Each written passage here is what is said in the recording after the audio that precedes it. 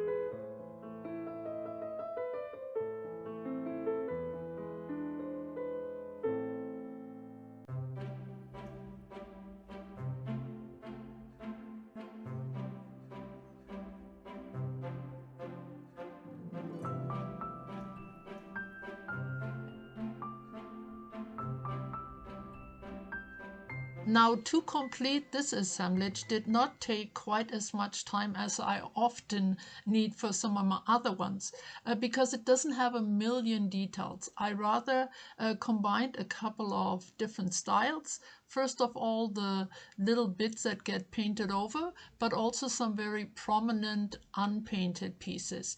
And I believe it looks complete. So here is a look to the sides and the back, and the craft paper really gave it that finished and clean look, and the little legs added to the vintage feel. Now you pretty much saw all the steps I took to get this done. I did add this jewel up here on the top on her chest off camera. I really needed something to go along with the heart to complement it, but also to pull it all together. Now the clock face I added as an afterthought because the original wooden die cut really didn't show the clock very well. I also added some tiny dewdrop gems just here and there in those crowded compartments. Now, pretty much always I get inspired to do one of these assemblages because of an interesting substrate or an interesting piece. And this time it was this little figurine hat that a friend sent to me. It looked so pure and perfect and also mysterious. And of course, it's just a look.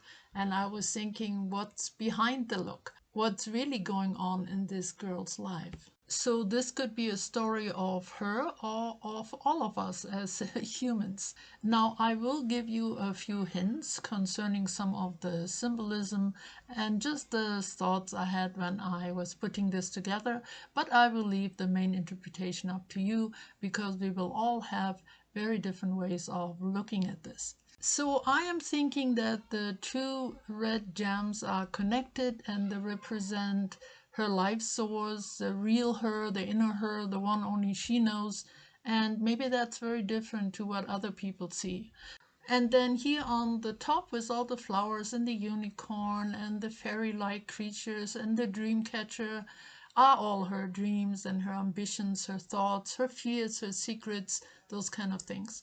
Now down here in the bottom is more reality. We have a coffin, we have a chain, we have bullets.